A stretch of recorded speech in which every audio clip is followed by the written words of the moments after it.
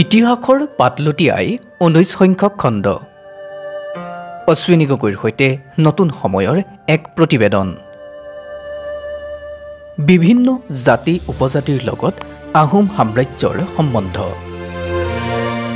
আহোম স্বৰ্গদেউৰ ৰাজত্বকালত অসমৰ উত্তৰ সীমাত পশ্চিমৰ পৰা ক্ৰমে পূবলৈ ভুটীয়া অকা দফলা আপাতানি মিৰি আবৰ মিচিমিসকলৰ বসতিস্থল উত্তৰ পূবত খামতি আৰু সিংফৌ দক্ষিণ পূবত বিভিন্ন নগা জাতি আৰু মণিপুৰীসকলৰ বসতিস্থান দক্ষিণে কছাৰী জয়ন্তীয়া খাচিয়া গাৰু আদি পৰ্বতীয়া জাতিবিলাকৰ বসতিস্থল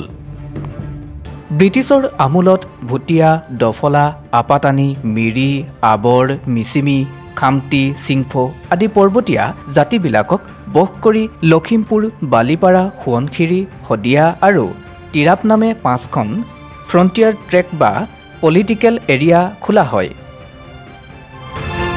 Lakhimpur frontier tract Lakhimpur deputy কমিশনাৰৰ তলত আৰু বাকি 4খন 4জন পলিটিকেল অফিচাৰৰ তলত আছিল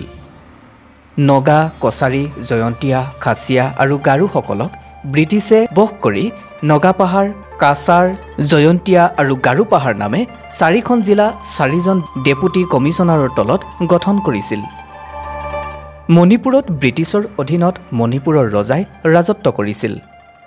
মণিপুৰত ব্ৰিটিছৰ এজন পলিটিকেল এজেণ্ট আছিল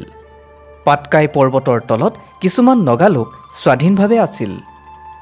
আহোমৰ ৰাজত্বকালত এই পৰ্বতীয়া জাতিবিলাক কিছুমান আহোম স্বৰ্গদেউৰ তলতীয়া কিছুমান অৰ্ধস্বাধীন হিচাপে আৰু অন্য কিছুমান স্বাধীন আছিল তেওঁলোকে মাজে মাজে ভৈয়ামৰ মানুহক অত্যাচাৰো কৰিছিলহি আহোম স্বৰ্গদেৱে সৈন্য পঠিয়াই তেওঁলোকক বশ কৰিছিল আৰু বশ্যতা স্বীকাৰ কৰোৱাইছিল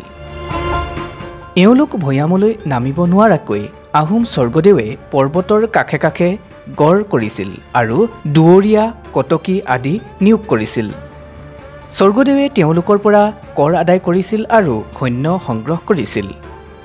দফলা আৰু মিৰিসকলৰ আক্ৰমণৰ পৰা ৰক্ষা পাবলৈ স্বৰ্গদেউ প্ৰতাপ সিংহই ভৰালী নৈৰ পূবৰ পৰা উত্তৰ লখিমপুৰলৈ দফলাগড় নামেৰে এটা গড়ো নিৰ্মাণ কৰে স্বৰ্গদেউ প্ৰতাপ সিংহই মিৰিসকলৰ আক্ৰমণ প্ৰতিৰোধ কৰাৰ বাবে মিৰি কটকী নিয়োগ কৰিছিল আহোম ৰাজত্বকালৰ সময়ত অসমৰ উত্তৰ পাৰৰ সিংফৌ খামতি মিচিমি আবৰ আদি সেই সময়ৰ পাহাৰীয়া জাতিবিলাকৰ লগত সঘনে সংঘাত সৃষ্টি হৈছিল আহোম স্বৰ্গদেৱে এনে সংঘাতবিলাক যুদ্ধৰে অৱসান কৰিবলৈ চেষ্টা কৰিছিল ইতিহাসৰ পাতলুটিয়াই পৰৱৰ্তী খণ্ডত আমি অন্যান্য প্ৰসংগ আপোনালোকলৈ আগবঢ়াম